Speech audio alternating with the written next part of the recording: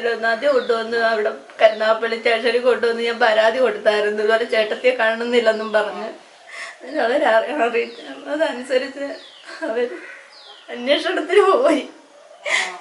രാവിലെ വന്നിട്ട് പറഞ്ഞു നമുക്ക് എന്തോ സംഭവിച്ചെന്ന്. അപ്പോഴെപ്പോഴുള്ള ഒരാൾ വിളിച്ചു വരുത്തിയതാണ് അയാൾ ഏതാണ്ട് ചെയ്തവള്. ക്രൂരമായി കൊല ചെയ്യപ്പെട്ട വിജയലക്ഷ്മിയുടെ സഹോദരി ഗീതാകുമാരിയാണ് സംസാരിച്ചത്. ഈ കട്ടിംഗ് പ്ലെയർ കൊണ്ട് തലക്കടിച്ച് കൊലപ്പെടുത്തിയ ശേഷം കോൺക്രീറ്റ് ചെയ്തു, മണ്ണിട്ട് മൂടി, കുഴിച്ചുമൂടി. മനീഷ് മഹിവാൽ തുടരുകയാണ്. സംഭവ സ്ഥലത്ത് ഇപ്പോൾ പ്രതി ജയചന്ദ്രനെ കരുനാഗപ്പള്ളി പോലീസ് എത്തിച്ച് തെളിവെടുപ്പ് നടത്തുകയാണ്. ഫോറൻസിക് വിദഗ്ധരൊക്കെ തന്നെ ഈ സംഭവ സ്ഥലത്ത് എത്തിയിട്ടുണ്ട്. നാട്ടുകാരും ഭയചകിതരായ നാട്ടുകാർ അവിടെ കൂടിയിട്ടുണ്ട്. ഇത്തരമൊരു കൊലപാതകം ഈ കരൂറിലെ ഈ വീട്ടിൽ അരങ്ങേറിയിട്ടുണ്ടാകുമെന്ന് ഒരിക്കലും അവർ കരുതിയിട്ടുണ്ടാകില്ല. വലിയ ഷോക്കിലാണ്. കാര്യം ജയചന്ദ്രൻ ആളുകളോടൊന്നും അങ്ങനെ ബന്ധപ്പെടുന്ന സ്വഭാവക്കാരനായിരുന്നില്ല. മീൻപിടുത്തം പോലെയുള്ള കർമ്മങ്ങൾ ഏർപ്പെടുമ്പോഴും അയാൾ ഒറ്റയ്ക്ക് വന്ന് ഒറ്റയ്ക്ക് പോകും. ചിലപ്പോഴൊക്കെ സ്ത്രീകളുമായി അവിടെ വരും എന്നാണ് അയൽവാസികൾ പറയുന്നത്. അയൽവാസികളോടൊന്നും ഒരു ബന്ധവും സൂക്ഷിക്കാതെ ഒരു ദുരൂഹ കഥാപാത്രമായി അവിടെ ജീവിക്കുകയായിരുന്നു ജയചന്ദ്രൻ എന്നാണ് നമുക്ക് കുറച്ചു മുമ്പ് നാട്ടുകാരോട് സംസാരിക്കുമ്പോൾ മനസ്സിലായത്. മനീഷ് മഹിവാൽ തുടരുകയാണ്.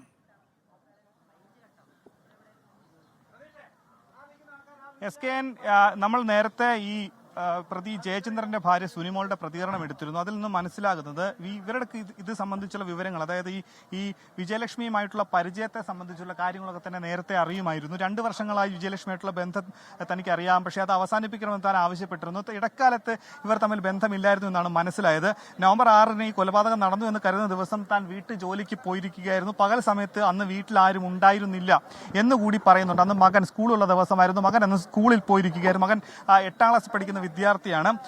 ഈ ജയചന്ദ്രനും വിജയലക്ഷ്മിയുമായിട്ട് സാമ്പത്തിക ഇടപാടുകൾ കൂടി ഉണ്ടായിരുന്നു. അതുകൊണ്ട് തന്നെ വിജയലക്ഷ്മിയുമായി പെട്ടെന്നൊരു ബന്ധം അവസാനിപ്പിക്കാൻ കഴിയില്ല എന്ന് ഈ ജയചന്ദ്രൻ ഭാര്യ സുനിമോളോട് പറഞ്ഞിരുന്നു. അങ്ങനെ ഈ സാമ്പത്തിക ഇടപാടുകൾക്ക് വേണ്ടി മാത്രമാണ് താൻ ബന്ധപ്പെടുന്നത്. അത് ഒഴിവാക്കിയ ശേഷം ഈ ബന്ധം അവസാനിപ്പിക്കുമെന്ന് കൂടി ഭാര്യ സുനിമോളോട് പറഞ്ഞു എന്നാണ് നിലവിൽ ഈ സുനിമോൾ നമുക്ക് നൽകുന്ന വിവരം. ഈ കേസുമായി ബന്ധപ്പെട്ട് ഇവരെ അടക്കം വിശദമായി ചോദ്യം ചെയ്യേണ്ടതുണ്ട്. ഈ നേരത്തെ അരുൺരാജ് അടക്കം സൂചിപ്പിച്ചതുപോലെ കൊലപാതകം നടത്തിയത് ജയചന്ദ്രനാണെങ്കിലും അതിന് സഹായം നൽകിയ മറ്റാരെങ്കിലും കൂട്ടാളികളുണ്ടോ എന്ന് കൂടി അന്വേഷിക്കുന്നുണ്ട്. പക്ഷേ ഇയാളുടെ ഒരു സ്വഭാവ പ്രകൃതി വെച്ച് മറ്റ് സൗഹൃദങ്ങൾ, അതായത് ഒരുപാട് കൂട്ടുകാരോ അല്ലെങ്കിൽ മറ്റ് സൗഹൃദ വലയങ്ങളോ ഉള്ളതോ ഒന്നും നാട്ടുകാർക്ക് അറിയില്ല. ഒറ്റപ്പെട്ട സ്വഭാവമാണ്. നാട്ടുകാരോട് അധികം സംസാരിക്കാറില്ല, മുഖത്ത് പോലും നോക്കാറില്ല. അങ്ങനെയുള്ള ഒരു പ്രതികരണമാണ് നമുക്ക് നാട്ടിൽ നിന്ന് ലഭിക്കുന്നത്. കഴിഞ്ഞ ഒരു 1.5-2 വർഷമായിട്ടുള്ളവർ ഇവിടെ ഇങ്ങോട്ടേക്ക് മാറി താമസിച്ചിട്ട്, അത് നേരത്തെ അവർ താമസിച്ചിരുന്ന തീരദേശത്തായിരുന്നു. അവിടെ മത്സ്യത്തൊഴിലാളിയായിരുന്നു. അവിടെ ഈ കടൽ മേഖല, മത്സ്യബന്ധന മേഖലയിൽ നിന്ന് സർക്കാരിന്റെ പദ്ധതി പ്രകാരം, പുനർഗേഹം പദ്ധതി പ്രകാരമാണ് മറ്റൊരു വീട് വെച്ച് നൽകി ഇങ്ങോട്ടേക്ക് എത്തിയത്. എന്താണെങ്കിലും ഇവിടെ ഈ വ്യക്തിയെ സംബന്ധിച്ച് ചുറ്റിപ്പറ്റി ചില സ്ത്രീ വിഷയങ്ങളുമായി ഉണ്ടായിരുന്നു, അങ്ങനെയുള്ള പരാതിയും ആക്ഷേപവും ഉണ്ടായിരുന്നതായി മാത്രം നാട്ടുകാർ പറയുന്നു. മറ്റ് ക്രിമിനൽ പശ്ചാത്തലം ഇയാൾക്കുണ്ടായിരുന്നില്ല എന്നുകൂടിയാണ് നാട്ടുകാരുടെ പ്രതികരണം. എന്തായാലും അക്ഷരാർത്ഥത്തിൽ ഇവിടെയുള്ള ആളുകളെല്ലാം ഞെട്ടലിലാണ്. ഇങ്ങനെ ഒരു സംഭവം ഇവിടെ ഉണ്ടായതായി അല്ലെങ്കിൽ ഇങ്ങനെ ഉണ്ടായിപ്പോയല്ലോ എന്ന് കൂടി ആളുകൾ പറയുന്നു. ഞാൻ നേരത്തെ SKN പറഞ്ഞതുപോലെ ആലപ്പുഴ ജില്ലയിൽ ചുരുങ്ങിയ കാലയളവിൽ ഇങ്ങനെ ആളുകളെ കൊന്നു കുഴിച്ചു മൂടിയിടുന്ന സംഭവങ്ങൾ ഏറി വരികയാണ്.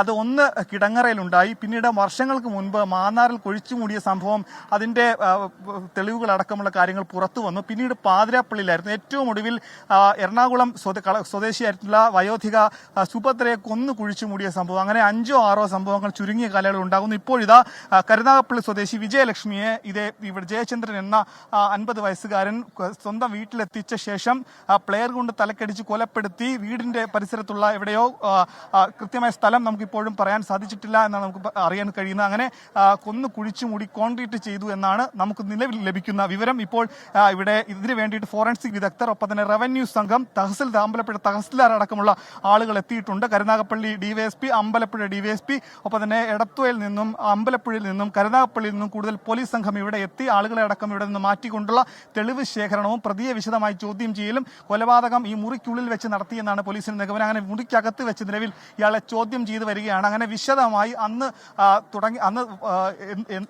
ആണ് ഇവിടെ എത്തിച്ചത്, അന്ന് തുടങ്ങിയ കാര്യങ്ങളൊക്കെ തന്നെ സംസാരിച്ച് വരികയാണ്. ഇപ്പോൾ ഇവിടെ പോലീസ് സംഘം ഇവിടെ കുഴിക്കാൻ വേണ്ടിയിട്ടുള്ള മറ്റു ഉപകരണങ്ങളടക്കമുള്ള കാര്യങ്ങൾ ഇവിടെ എത്തിച്ചിട്ടുണ്ട്. അപ്പോൾ അതുകൊണ്ട് നമുക്ക് ഉറപ്പിക്കാം, ഇന്ന് തന്നെ ഈ കുഴിയെടുത്ത് ഈ മൃതദേഹം പുറത്തെടുക്കാനുള്ള നടപടികളിലേക്ക് നീങ്ങും. അതിനു വേണ്ടിയിട്ടുള്ള മൺവെട്ടി അടക്കമുള്ള കാര്യങ്ങൾ പോലീസ് സംഘം ഇവിടെ എത്തിക്കുകയാണ്. അതിന് തദ്ദേശ സ്ഥാപനങ്ങളിലെ, അതായത് പഞ്ചായത്ത് മെമ്പർ അടക്കമുള്ള ഇവിടുത്തെ പ്രാദേശിക ആളുകളുടെ സഹായം കൂടി തേടുന്നുണ്ട്. SKN.